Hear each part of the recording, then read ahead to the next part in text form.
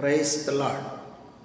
దేవునికి మహిమ ఘనత ప్రభావములు కలుగును గాక. ప్రియా దైవజన్మ, దేవుడు మరొక నూతన దినాన్ని ఉదయకాల సమయించిన దేవుని స్తుతిస్తూ మీ అందరికీ ఈ ఉదయకాల శుభాలు తెలియజేస్తూ ఈరోజు శనివారం విజ్ఞాపన సిద్ధపాటు కూటం అనుకుంది.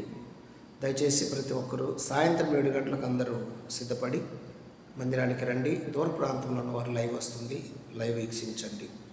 రండి. ఈ దినం కొరకు సిద్ధపరచబడినటువంటి పరిశుద్ధ లేఖనాలను చదువుకొని క్లుప్తంగా దైవధ్యానం చేద్దాం. పరమగీత గ్రంథం 2వ అధ్యాయము 4వ వచనం 5వ వచనాన్ని చదువుకుందాము. అతడు నన్ను ఇందుశాలకు తోడుకొని పోయెను, నా మీద ప్రేమను ధ్వజముగా ఎత్తెను, ప్రేమాతిశయము చేత నేను మోర్చిల్లుచున్నాను.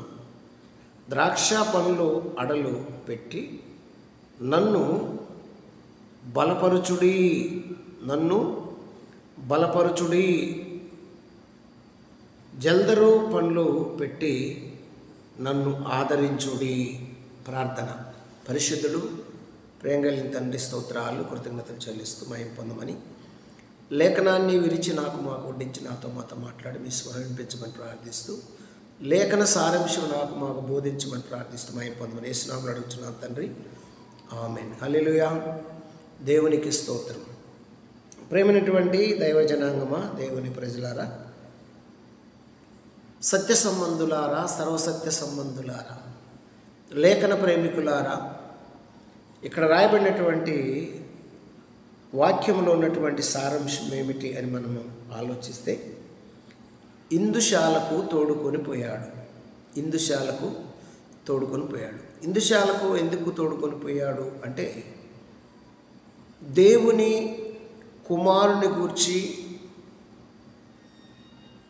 యేసుక్రీస్తు ప్రభువారిని గురించి, యేసుక్రీస్తు యొక్క వివాహముల గురించి మనకు కొంత లేఖనము వివరిస్తున్నటువంటి సర్వసత్యం. అతడు నన్ను ఇందుశాలకు తోడుకొని పోయెను, నా మీద ప్రేమను భుజముగా ఎత్తెను, ప్రేమాతిశయము చేత నేను మూర్చిల్లుచున్నాను.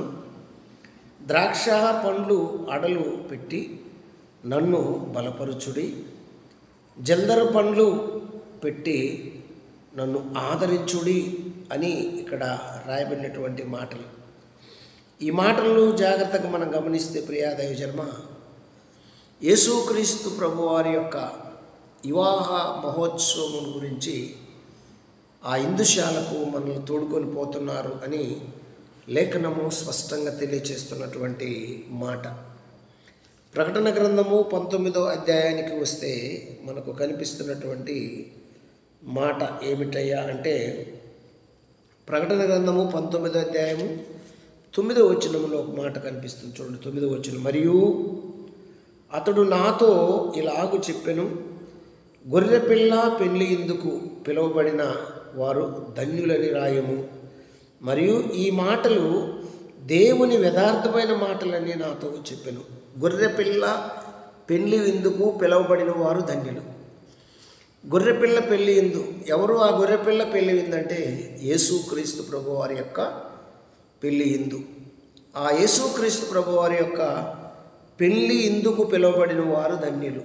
కాబట్టి నిన్ను నన్ను ఆ యొక్క వివాహము కొరకు సిద్ధపరుస్తున్నాడు అనే విషయాన్ని మనం మర్చిపోకూడదు. ఏ వివాహం అంటే మరి యేసుక్రీస్తు ప్రభువారి యొక్క వివాహము. తండ్రి అయిన దేవుడు తన కుమారుడైన యేసుక్రీస్తు ప్రభువారికి ఒక పెళ్లి విందు చేయబోతున్నాడని ఇక్కడ సాక్ష్యమిస్తున్నటువంటి గ్రంథము ఏమిటయ్యా అంటే, సాక్ష్యమిస్తున్న గ్రంథం ఏమిటంటే ప్రకటన గ్రంథము. ప్రకటన గ్రంథము. కాబట్టి ఈ ప్రకటన గ్రంథంలో ఉన్నటువంటి ఈ సర్వసత్యాన్ని మనం గమనించాలి.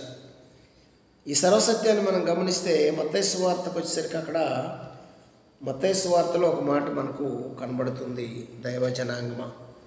మత్తయి శుభవార్త 22వ అధ్యాయము 8వ వచనము ఒక్కసారి జాగ్రత్తగా చదవగలిగితే 22:8 అందులో ఏమని రాయబడిందంటే,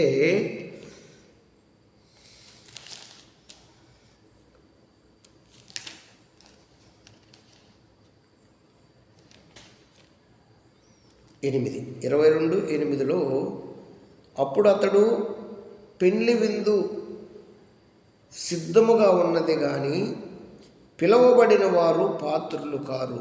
పెళ్లి విందు సిద్ధముగా ఉన్నది కానీ పిలువబడిన వారు పాత్రులు కారు. ఈ పిలువబడిన వారు దేవుని పని కొరకు లేదంటే ఈ విందు కొరకు పిలువబడ్డారు కానీ వాళ్ళు పాత్రులు కాదు అని అక్కడ రాస్తూ, పాత్రులు కారు గనుక రాజమార్గమునకు పోయి మీకు కనబడు వారందరినీ పెండ్లి విందుకు పిలువడని తన దాసులతో చెప్పెను. పెండ్లి విందుకు పిలువడని తన దాసులతో చెప్పెను. చూడండి, ఆ దాసులు రాజమార్గమునకు పోయి చెడ్డవారినేమి మంచివారినేమి తనకు కనబడిన వారందరినీ పోగు చేసిరి గనుక విందుకు వచ్చిన వారితో ఆ పెళ్లిశాల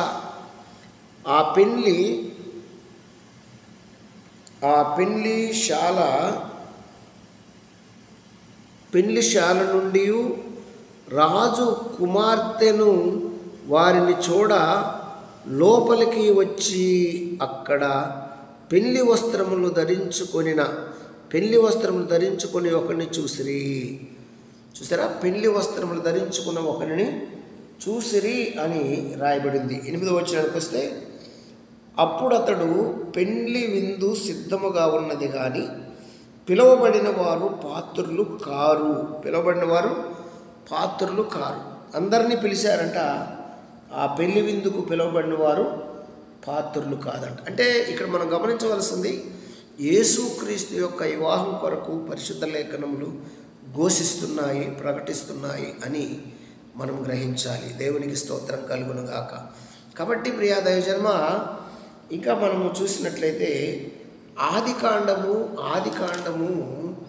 2వ అధ్యాయములో రాయబడినటువంటి ఆ నరుడు ఒంటరిగా ఉండుట మంచిది కాదు అనేది పూర్తిగా మానవ జాతి వివాహం కొరకే అని చాలామంది అనుకుంటున్నారు. కాబట్టి మరియు దేవుడైన యెహోవా నరుడు ఒంటరిగా ఉండుట మంచిది కాదు, వానికి సాటి అయిన సహాయమును వాని కొరకు చేయదుమనుకొనెను.